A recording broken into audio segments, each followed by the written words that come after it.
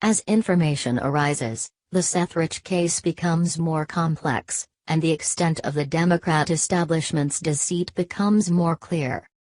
It turns out that just hours before Rich was murdered in Washington, D.C., burglars broke into a nearby FBI vehicle and stole firearms which may have been used in Rich's murder.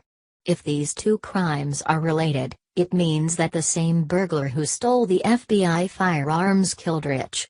And, even more startling, what if Rich's killer worked for the FBI and came up with the burglary story to cover his tracks? Lots of people have been trying to find the truth about Seth Rich's murder. Many believe he was targeted by the DNC for leaking information to WikiLeaks.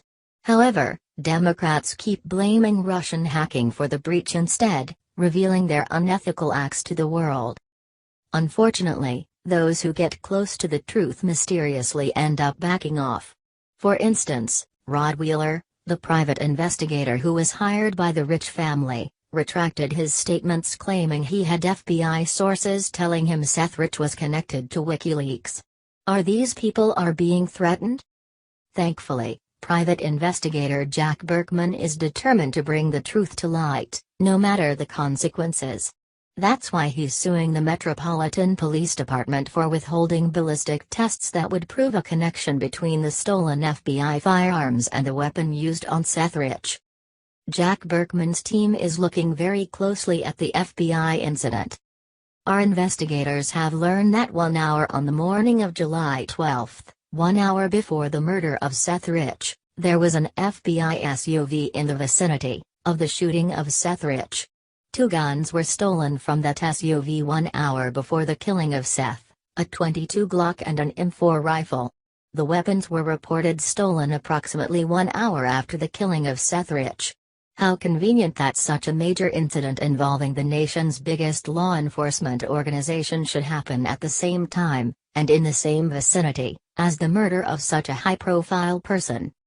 All Berkman's team is asking for is access to the data necessary to verify a connection. They're seeking video footage, the medical examiner's report, ballistics reports, and autopsy documents. However, instead of being helped in their search by the local police, Jack Berkman's team is being opposed. The police won't release any of the requested information, even though all of those reports and documents are made public in regular murder cases. Why are they being withheld here? In fact, the police didn't even record the type of gun used. Why would they omit such a critical piece of information from their report? Isn't this simply further evidence of a cover-up? How can so little information be available, and so little progress be made, when you have so many police and private investigators on the case? Berkman expressed his frustration with the situation. He had hoped they would have found Seth Rich's murderer by now.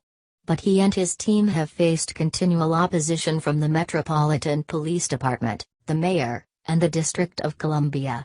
Considering how Democrats stick together even when they do wrong, you would think they would be doing everything possible to find the killer of one of their own.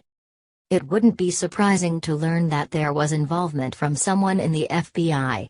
Nutjob Comey was trying to undermine Trump. He likely staffed the FBI with agents whose loyalty lies with the leftist deep state.